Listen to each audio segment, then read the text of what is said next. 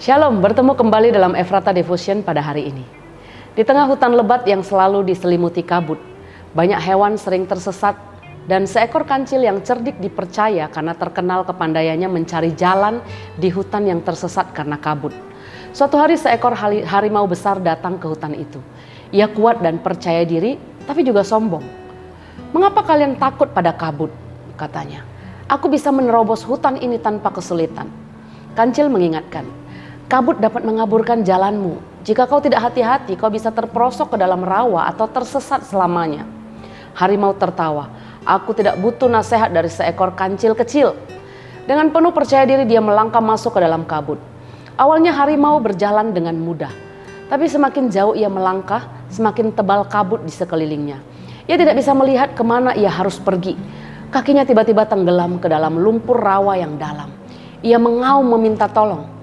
Kancil yang sudah memperkirakan hal itu datang mendekat. "Aku bisa membantumu keluar, tapi kau harus mendengarkan arahanku," kata kancil. Dengan cermat kancil mengarahkan harimau keluar dari rawa dengan melangkah di atas akar-akar pohon yang tersembunyi. Akhirnya harimau selamat. Harimau menundukkan kepalanya. "Aku kuat, tapi ternyata kekuatan saja tidak cukup. Kau benar, hikmat itu diperlukan. Aku sombong dan akibatnya aku hampir celaka. Untung kau menolongku." Kancil menjawab, "Kau selamat karena mau mendengarkan arahan harimau." Kekuatan dan keberanian itu baik, tapi tanpa hikmat kita bisa jatuh dalam kesulitan. Hikmat dapat kita peroleh jika kita mau merendahkan hati untuk mendengarkan nasihat dan arahan.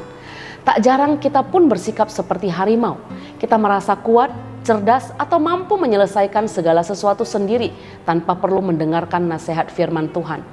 Itu mungkin sebabnya banyak orang tidak suka dan tidak mau meluangkan waktu untuk baca dan renungkan firman. Nasihat orang tua dianggap menghambat, arahan orang lain dianggap mengatur-ngatur, sehingga sering diabaikan. Ini sama dengan kesombongan harimau yang akhirnya membawanya kepada kesulitan. Padahal semua itu seringkali nasihat dan arahan itu sangat berguna. Kita jadi hati-hati dan bijak mengambil keputusan, bahkan bisa mengantisipasi masalah yang dapat kita hindari. Hikmat sejati berasal dari Tuhan.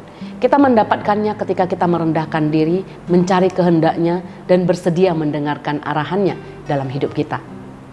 Seperti kancil mengingatkan harimau di jalan hutan yang berkabut, Tuhan juga membimbing kita agar tidak tersesat dan terhindar dari masalah dalam hidup kita.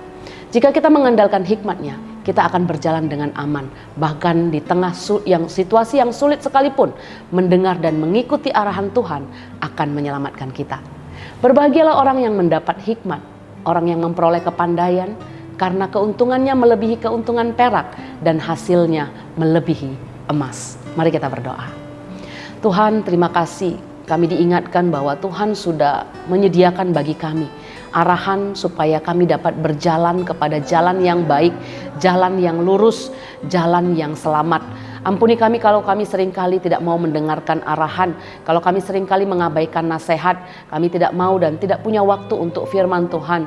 Ampuni kami Tuhan, itu sebabnya kami sering jatuh, kami sering tersandung, kami sering terpuruk. Tapi hari ini kami kembali diingatkan, kami mau memiliki kerendahan hati untuk bisa mendengarkan firman Tuhan, peka akan firman Tuhan, mendengarkan arahan dan menuruti nasihat Tuhan. Tuhan beri kami kerendahan hati, Tuhan beri kami roh ketaatan supaya kami mampu melakukannya dalam hidup kami. Terima kasih Tuhan, kami serahkan hidup kami ke dalam tangan-Mu, dalam nama Yesus kami berdoa. Amin.